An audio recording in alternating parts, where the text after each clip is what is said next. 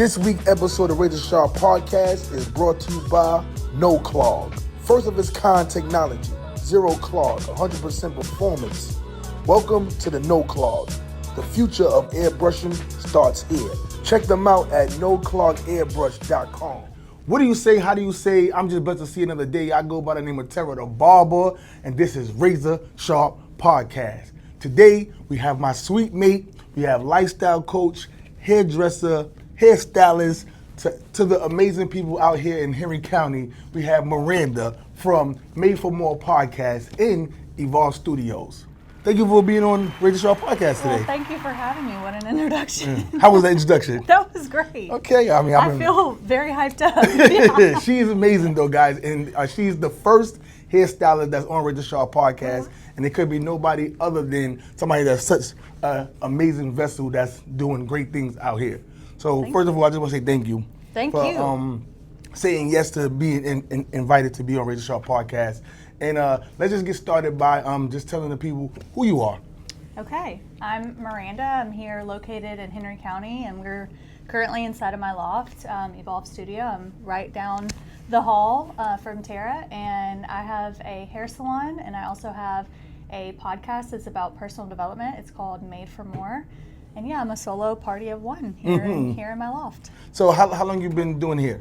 Almost 14 years. Okay, so you're a vet in the game. I think so, maybe. Yes, you are. Yeah. Anything 10 years and over, you're definitely a vet. I'm committed. Yes. Yes. And so what got you into doing hair?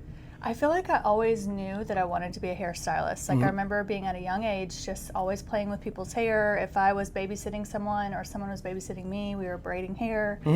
And yeah, so I just kind of kept going towards that. And then in high school, I remember just telling people, like specifically in classes when you're learning all these different things, I remember being like, what does learning how to dissect a cat have to do with anything? Like, I want to be a hairstylist. And so I just stayed true to what I wanted to do. And about 3 weeks after I graduated high school, I went into core classes over at Griffin Tech, which is now Southern Crescent over at Griffin, and jumped into core classes and then started cosmetology. Nice. Yeah. Okay. So I did listen to one of your episodes of Made for More, and you say that your mom's was a nail tech. Yes, she was growing up. So yeah. I was thinking, okay, do that correlates to the beauty industry for you, as far as your mother being in the beauty industry, and then you're taking on being in the beauty industry also? Yeah, I believe so. I was pretty little when she was still practicing nails. Okay.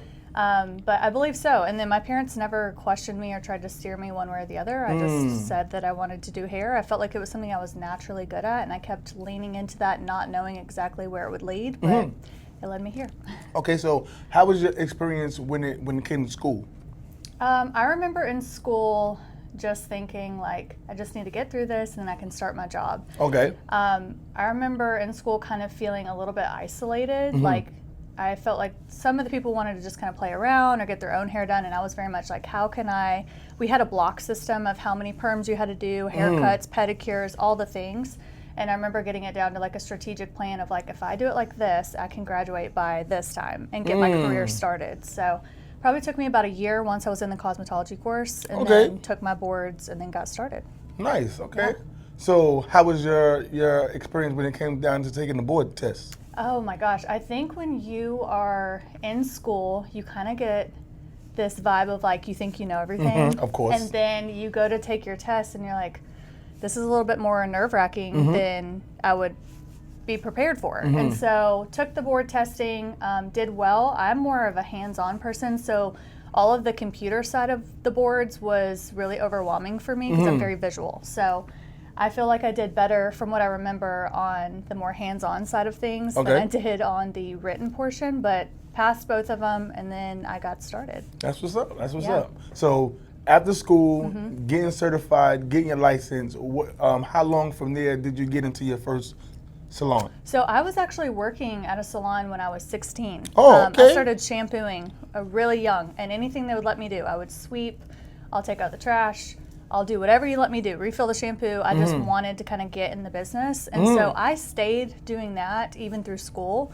And so once I graduated college and I did my boards, I knew a salon that I wanted to work at in Henry County. I had my eyes really fixed on it.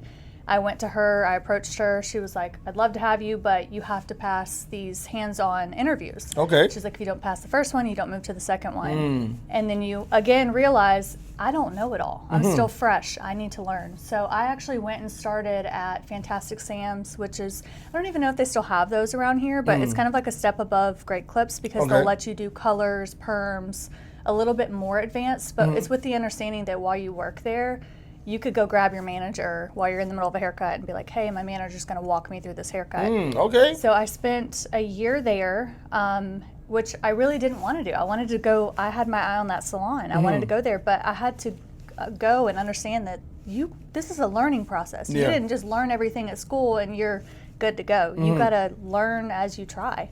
And as you get things that maybe wasn't in school or that they didn't teach you. So I went and spent a year there, and then once I felt like I had enough under my belt that I could pass those interviews, I went and did those interviews, and then ended up working at that salon for 11 years. Okay. Before I worked here.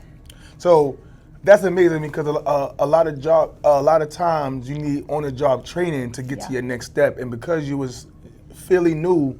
And that salon that you wanted to get to, you just wasn't prepared yet. You wasn't ready yet. Yes. And then you went to another place just to get some skin in the game. Absolutely. And then once you realize, okay, now it's time for me to take the leap of faith to go on to my next chapter, and you went to the salon that you wanted to go to and was there for 11 years, speaks volumes because one, a lot of times these renters only want somebody that's going to be able to pay the rent. They don't care if you're prepared, if you know what you're doing. They just need somebody to pay their rent every single week. And the fact that they was giving you these steps of what you need to do, these interviews first, to make sure that you are a good fit for them, speaks volumes to what kind of establishment that is. Yes. And even in barbering, most of the barbershops, they don't care if you know how to cut.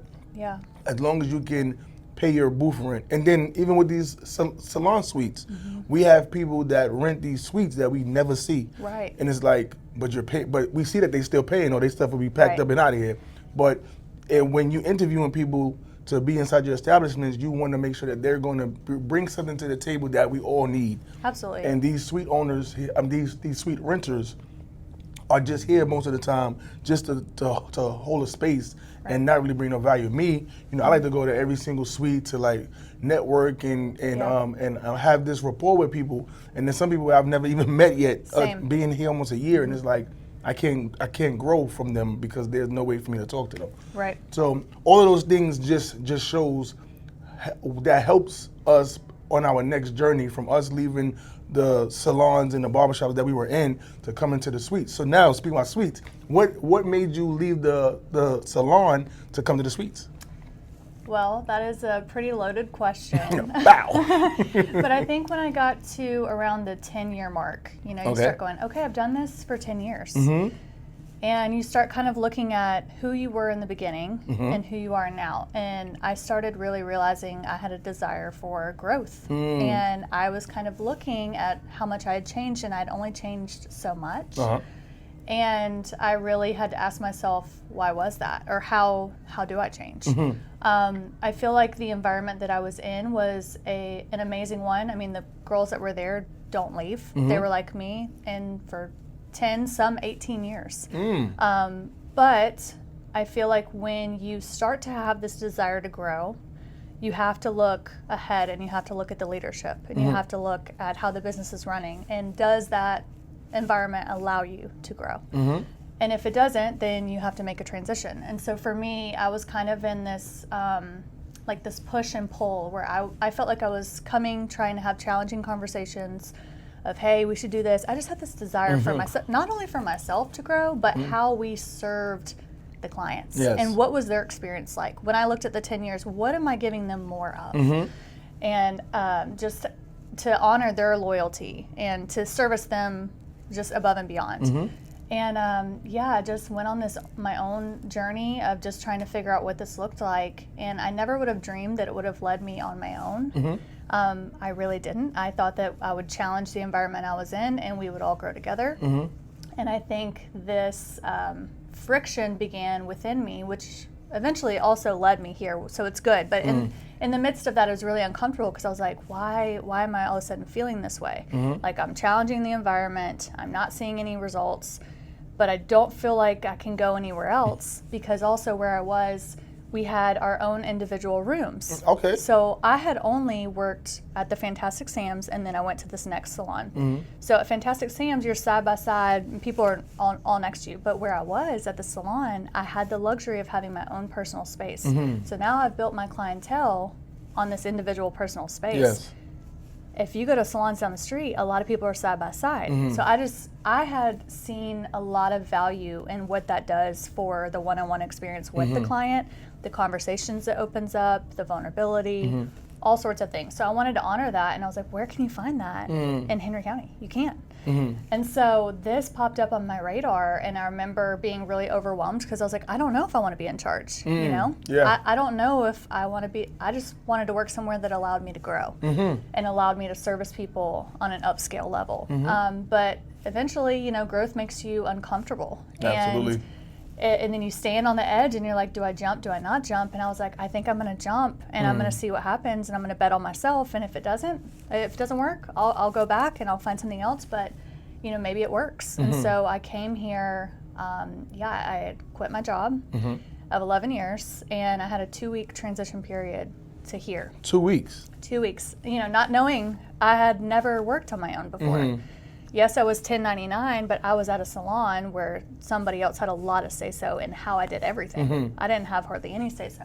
So coming here where I had to take on all these responsibilities, it was a whole big learning curve, but it's been such a wonderful gift to me. It allowed me to grow at the level and the pace that I wanted to, and it allowed me to serve the clients exactly how I wanted to. Wherever I saw things that were lacking or just not up to par, I kind of took those things and brought them here, and I was like, how do I elevate that? How do I change that? Or how do I provide something new and fresh to keep the clients in my chair and returning? So yeah, I ended up here, and now it's been a little bit more than a year and a half.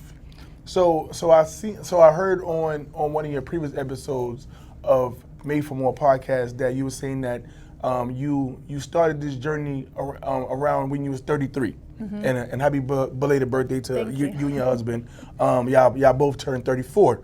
And the age 33, a lot of people that don't know, you know, Jesus was 33. And I say, you know, 33 is that number, that age when a lot of things change for people. That's good. I didn't think about that. Yeah. That is good. Even the rapper Nipsey Hussle, you know, he died at 33. But a lot of things happened after he died at the age of 33 that just changed a lot of things. Right. And I said, and then you were saying that, you know, you was there was a whole shift for you when you turned 33, and then you moved into here, and then now you on this new wave of being your own boss now. Yeah. And I said, in that first year, you know, anybody that's transitioning, me, I left New York, came down to Georgia, left all my clients and transitioning with no clientele. Yeah. You only got to go by faith. Is God going to make a way for me to provide? You know, thank God I have Delta, but there's times that Delta is not going to be enough. Right. So me leaving New York to come down here to Georgia and say, okay, can I build another clientele and do it? And then you leaving the salon, you don't know how many clients, we think our clients love us and they're going to come with us. I lost 50%. Paying $150 a week to come into a salon loft that's double that. Yes. And I'm saying, okay, well, I'm gonna make this money. But when we step out on faith and know that God is gonna make a way for us, and everybody that's in these lofts, we all have similar stories, wanting to be out on our own and be our own boss. You know, there's some kind of tug of war from where we just left. Yes. Like me, I've always been in barbershops where I took on the ownership role, even though it's not mine. I'm always first chair. Most of the time, the first chair is normally the owner, and that's the first representation of that establishment when the people walk in. So I've always set the atmosphere. I've always set the tone. And I knew eventually I wanted to be on my own, just not know where. If it's gonna be my own barbershop, I know I wanted to do some lofts, but I just didn't know when it was gonna happen. And then I always was afraid. Yes. Can I leave the barbershop where I can solely provide my services and help walk-ins to only bookings? And I've been doing bookings for 8 years, but the walk-ins sometimes help. When you had a suite, there's really no walk-ins. It's really who book you or find you. Thank God for social media now. Yes. But I was listening to the podcast and the way you broke it down to when you was 33 to now 34, and that transition from that year of you stepping out on faith and doing a whole bunch of things, and you still being able to provide a service, provide a livelihood for your family, and God is working in your favor to go from being a stylist to now being a life coach to now having that podcast that's reaching people all around the world. That's inspirational. How do you feel about the path that you're on now? I feel like I'm in total alignment to what was meant for me, and that comes from a place of deep struggle. It doesn't mean that everything was handed. Everyone has to start somewhere, and then it's just learning to say the right no's and the right yeses, and learning to look at an environment and go, okay, this environment might be working and I'm comfortable, but is it challenging me to grow? And then having the leap of faith to get out and go, I don't know what I'm doing. I don't know how I'm going to do it. I don't know if people are going to come, but I'm going to try. But I do feel like I'm constantly a person that's like, what's next? I was thinking about that on the drive here of like, I've hit a lot of goals this year and it's been wonderful, but what's next? I'm just constantly thinking of that next thing. But I think, and you're in this industry too, when you are a person that's passionate, when you are a person who leans into your own gifts and talents and your own uniqueness, like nobody else can tell you what that looks like. Like I can't tell you what your roadmap's supposed to look like. You can't tell me what mine's supposed to look like. We can encourage each other, but you're almost kind of on this isolation journey of figuring it out on your own. Absolutely. And it's like you go try one thing, you knock on this door, maybe it opens, maybe you try that for a little bit, and then you go to the next one. And so right now I feel like anything that I do, whether it be with hair, the podcast, life coaching, it all stems down to the same thing, and it's serving people and providing value to people. And I feel like as long as I stand on that in whatever I'm doing, then I'm right standing, you know, and I'm in alignment. So right now I feel good, but I feel like you're constantly, as someone who runs their own business, you're like, you'll have a great week or a great month or even a great year, and you'll be like, this is working. And then all of a sudden you'll look and you're like, what's got to go and what's got to stay, and you try to just figure out that and navigate it. And I feel like any person that's on their own journey, you know that you got to be a little delusional. Yes. You know, just a little bit crazy of like, you got to believe in yourself like no one else believes in you. And what I tell myself is no one can do it the way that I can. And I believe that people in this business, I mean, that's the same thing you do. Nobody can do it the way that you can. And as long as you lean into that and you don't go try to be like the next person, then I feel like you'll walk into alignment, and you'll know when you have that peace. And like, it doesn't mean that everything's smooth, because we still question ourselves. You can be doing good one day and then you leave and you're like, I suck at that, or I'm not good, or I could be doing better. You hold yourself to a really high standard. But for right now, I feel like everything's in alignment. But do I want more for myself? Yes, absolutely. Yeah, and there's nothing wrong. Like I always say that there's a saying that barbers are like hip hop, right? And in the hip hop industry, everybody think that they're number one. Yeah. They're the best rapper, they're the best MC, they're the best performer. And I take that with it's not being a person that's full of themselves, but you have the confidence. Yep. And then, like you said, there's times that we could have performed better. You know, every show's not going to be your best show. Right. But we're performing every time we have a client in our chair. And I say that production, that we really, sometimes people don't know that they're doing the show, that they're performing. But when you grab your shears and when you drop and you grab your blow dryer and whatever, they're watching you, even through the mirror, that they're seeing exactly what you're doing, or people that's waiting in the waiting area are watching. So there's times that I say you got to always put your best foot forward, always stand with the utmost confidence, and just know that even if today wasn't your best, that you have the opportunity for tomorrow to make it better. Absolutely. And so I wanted to know, do you have a mentor? I mean, I have some people that I look to, some people that I met through the life coaching world, some friends that are a little bit older, a little bit wiser, and not in this industry that I feel like I like to lean on, because then they can tell me an outside perspective. It's different. I do have friends that I lean on that are in similar industries to this, and I need their perspectives, but I do value somebody who's maybe in a different industry so that they can give me outside perspectives. But yeah, I have a few people. I had a really good life coach last year that I was one-on-one with every single week. And I mean, she held me to a standard. And, you know, she would help guide me, but then she'd also call me out and tell me, you know, where I could be doing better. Need that. So, yes. That's great. Yes. Okay. What about you? Do you have a mentor? I have mentors that not like I asked them to, but there's a lot of my OGs that I always run to ask questions, and those that groom me to who I am now. And then there's people that have came into my life as of late that has helped me navigate to where I'm taking this podcast and just being a presence. So yeah, I have a person by the name of Ray Scott who's my supply guy. I have Tony Banks who's an international barber celebrity, and then I have my brother Clay Scopes from New York, who's a personal trainer, barber, lifestyle individual. And those three people are the ones that I'm on the phone with all the time. Yes. Even before I came here, I was talking to Clay, and we were always piggybacking ideas and the things that we could do next to just make things better.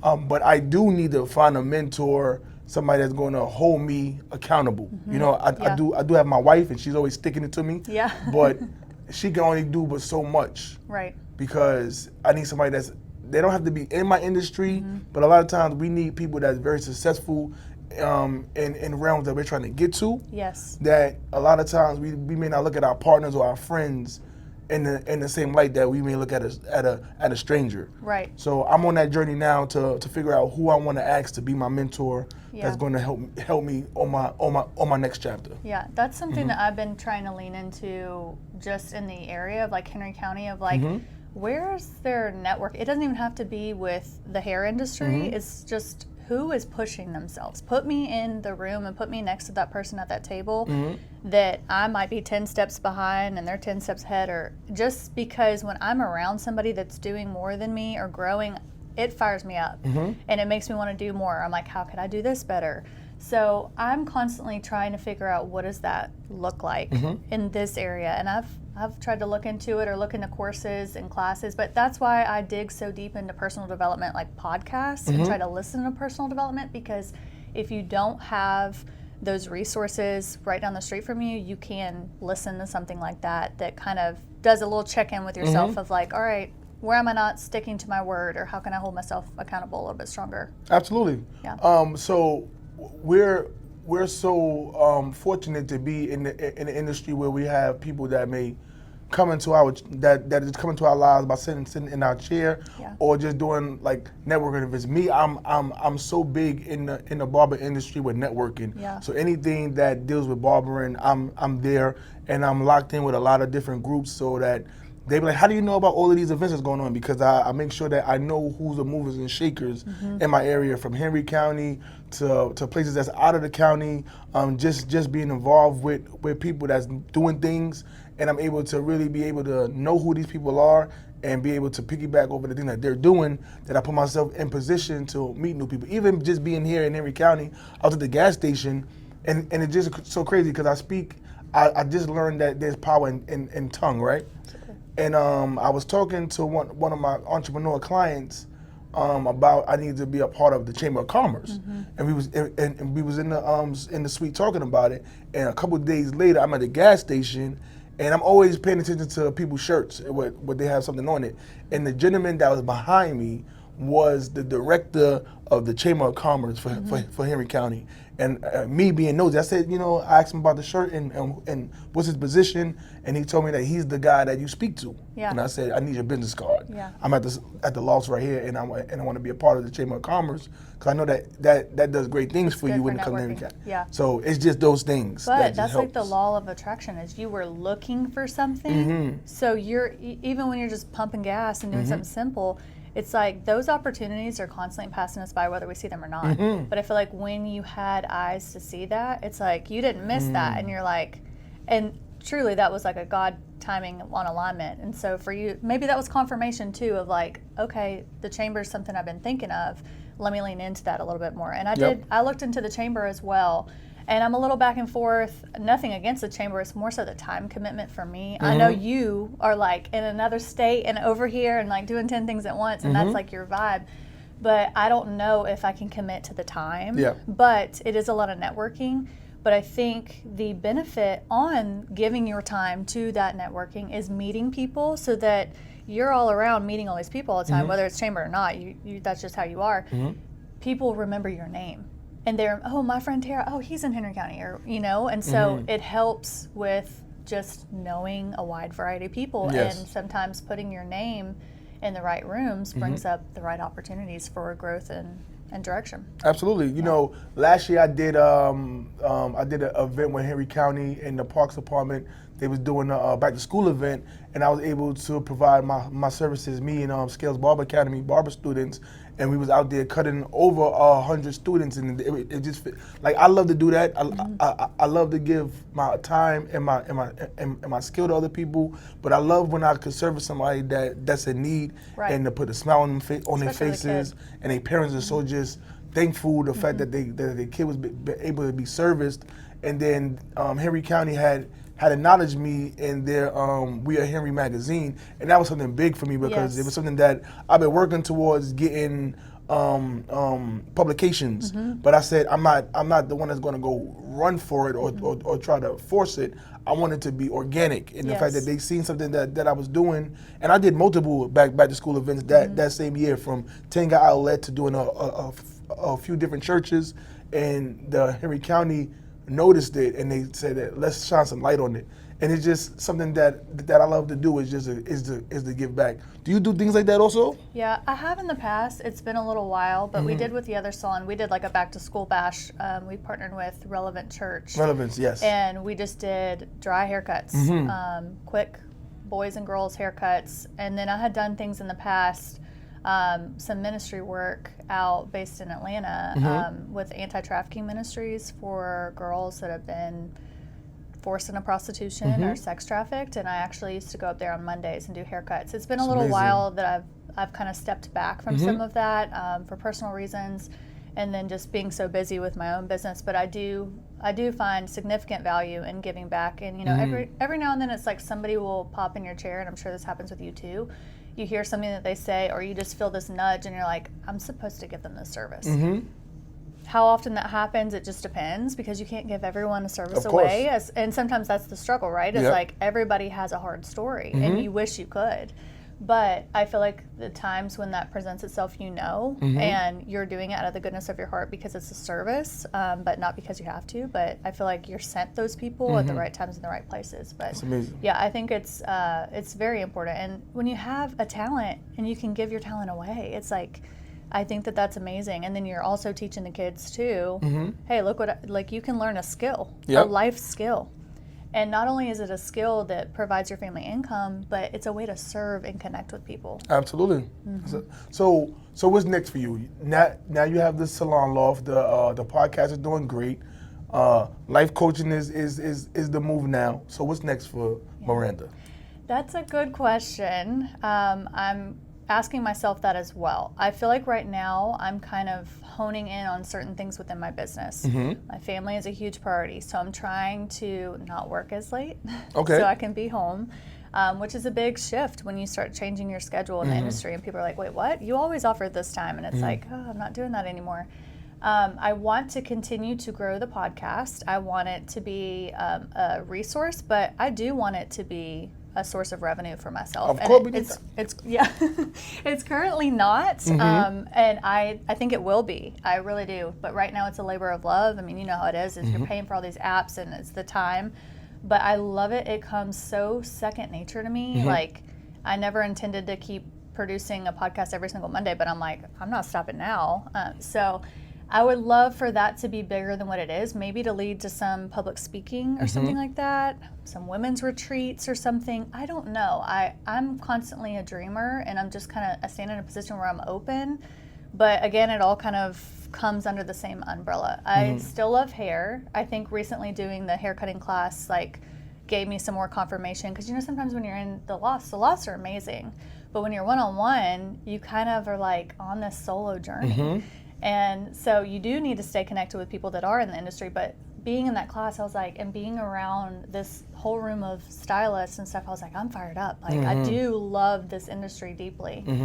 Now, do I want to be doing hair when I'm 50 years old? No. No, we don't. Solely because of what it does to your body. I'm feeling that in my 30s is standing over the bowl or standing in awkward positions for your haircuts and whatnot. But I'm asking myself, what would be next? I do think that I could see myself maybe possibly doing something in education with hair, but not more so teaching hair, but more so teaching life skills, or how to serve and value the client. Okay. If that makes sense. Yes, so it does. I have some things that, you kind of ponder on, but I'm always standing in a position where I'm like open to growth and open to like whatever's available, but I'm constantly praying about it. But I think I'll be on like an individual journey. I don't see myself going back into a salon. I don't have a desire to open a salon. I know you had mentioned before one of your dreams is it to... Was to, but now I want to do the salon suites. Yes, okay. Because that's where the revenue is. Yes. Yeah, and I mean, that would be super beneficial because you could step away and be with your family or do other things while that's still bringing in income. Yeah, so if you want to do a partnership, we could put the money together. I'm looking for people. This thing costs $1 million. It doesn't, but it pays for itself in a year. Yes. So, but yeah. Yeah. But that's, there's things, I love real estate because that's what my wife does, and that's the way that you should be going towards, so that you can have that stream of income, so that you can retire early. That's the new thing. I want to retire early. I want to retire at 30, 40. And now that I'm 40, I have a 5-year window. But before I'm definitely going to take a step back away from the chair. I will still be cutting hair. I don't mind having a suite in one of my establishments where I could provide the service for my VIP clients, because I just love that rapport. Yes. But me being a slave to this 6 days a week is definitely not going to be it. Taxing. I got an 18-year-old and a 13-year-old, and then the 18-year-old was no parts of me, and the 13-year-old was smelling himself. So they now I got that 4-year window, but before my 13-year-old was at the age like my 18-year-old, and then me and my wife will be empty nesters in another 12 years. Hopefully not. Hopefully they just stay home, because we don't want them to go. I know. But it's just those things that you think of is what's next. Yeah. And I'm definitely pushing towards Radio Shaw Podcast being one of the number one podcasts for the barber and beauty industry. It's getting a lot of recognition right now. Me moving around to these different states to go to these different hair shows, and what keeps me fired up is going to the hair shows. Yeah. Mainly not for the barber battles, but really learning people's stories, learning their origin. I like to hear how people got started. That's one of my main questions is how long you've been doing it and what got you into doing it, because that's very important. It's very vital for the next person, because there's people that may see it and say, oh, you know what, I'm similar. Yes. I've been playing with dolls since I was 5 and this and that, and I've always had that eye for detail. Like, there's people that I speak to that tell me those things, and I say, well, you're in the right path for greatness, because God has already installed that into you. You just didn't know it until you took the leap of faith. So, and it's just amazing that we're able to come to this great place at the Salon Lofts and meet each other. We was once right next to each other. Then you got the big spot. She got the big place, the biggest of the big, and it's just great to see people elevate. Absolutely. And for you to take a step of faith of getting from 104 square foot space to now, how big is this? I think it's double. So 200, you can fit $2 there if you want to. I mean, you can give me a chair. Yeah. But it's just when you told me that you was moving from over there to here, I was like, there's nobody else greater to get that space than you. And for what you wanted to do, like, you have the opportunity in this space right here. It feels like a whole office, like a whole storefront. It doesn't feel like one space. But it's just great to see that you are elevating every step of the way, and I'm able to see it from me being right next door to you, just tapping the glass to say hello, to me seeing you move into a bigger space, to now doing the podcast and you saying where the people are listening from. Yeah. And I see it. It's always, you're always switching it up. Like the recent one, you started with talking about the relief for the people in Jamaica, and dropping information to that, to really get into, what is it, a 30? Yeah. See, I've been listening. I've been paying attention. Yes. So I was like, this is amazing that she's giving us a little. See, it's good when you get personal and you give people the understanding of who you are. And when you broke down to 33, I was like, oh, this is amazing. She's giving, even though every episode you're giving us a piece of you. Yeah. But that one really, from you explaining from how you got your daughter name, to the book, to just breaking it down, to talking about you and your husband having the same birthday, which is always crazy because somebody's not getting their birthday celebrated. I'm letting you know right now. And I have another customer whose birthday is the same day as his wife, and he said, I just got to give it to her. Yeah. I'm gonna celebrate the next day. So it's just funny to get that information, to understand that people are human beings. Right. You know, we all pump blood and we all breathing oxygen. And it's just good to just hear and just have a breath of fresh air to hear what people's perspectives is and what they're going through. And you don't hold nothing back. No. You know, I really don't. You don't. And so. that can be scary, you know, because I am a vulnerable person and I do open up. But just like you're saying, you go around interviewing other barbers and stuff and you hear their story. What does that do? It connects us. It makes us feel seen, heard, understood, or we're not the only ones that struggled, or we're not the only ones that second guess ourselves or shoot our shot or whatever it is. So that vulnerability creates connection. And, you know, I feel like we live in a world where everybody wants to put on a pretty face or wants to have the most followers or the highest platform. And it's like, behind that is a real person. And, like, I don't know, just to kind of humble it down a little bit and just say, this is who I am, this is where I come from, this is how I am. It's also part of your brand, too. Absolutely. People want to know who is behind the chair and who's behind the podcast. And, like, who is that? Yes, you can say an encouraging word. Yes, you can tell them to go to school and get a degree or to open their own business. But when they realize it's a real person that's connected with them, it just ties us together, even through a microphone or, you know, behind the chair. So storytelling is connective, and I don't think we do enough of it because we all want to look the part, you know. And it's like, let's just strip it down, and like it connects us. It's amazing. So, what do you want to leave the audience with? Give us a few positive things that they can take from this. Okay, I'm gonna say that nobody can do it the way that you can, and that's in anything, whether you are a barber, a hairstylist, you're a chef, you're a stay-at-home mom, whatever you're doing, stay in your lane and walk in it with confidence, knowing that nobody can do it the way that you can. We can do it similar, but you have your own specific gifts and talents and your own uniqueness, and sometimes that can feel like a lonely road, but I feel like as long as you are leaning into what is in here, like ask yourself, like, what makes you you? What brings you joy? Who are you? And then take that and put it into whatever craft or whatever art you do, however you love people and serve people, and know that nobody can do it the way that you can. That's amazing. Those were bars, and I hope you guys take it and run with it. So I definitely want to thank you for taking the opportunity to being on Razor Sharp Podcast, being the first stylist to do it. Yeah, do you prefer stylist or hairdresser? Because I know the difference. Either way is fine with me. Some people be upset. I'm not a stylist. I'm a hairdresser. I'm a dresser. I dress it up. And they're allowed to feel that way. Me, I'm a hairstylist. I'm a hairdresser. Whatever you want to say, but I know that I'm so much more than whatever that title is anyways, so it doesn't bother me either way. But I do appreciate that. Yeah. So tell the people out there where they can find you at. Okay, so I do have a podcast. It is called Made for More. And you can find it on Apple and you can find it on Spotify. I am also on Instagram. You should have had me prepare for this. I'm like, what is my Instagram handle? I put it. I think it's Miranda Hammock _ Yes, it is. You can find all of my shenanigans on there. I might be cooking. I might be working out. I might be encouraging you. I might make you laugh. But, I mean, I'll always keep it just fully me. So. Yep. Yeah. So listen, man, this your boy Terry the Barber, Razor Sharp Podcast. Like, comment, and subscribe. And we'll see you guys next time. Thank you so much for having me. Thank you. It was amazing. If you don't know about the Hex Pod, you're going to know today.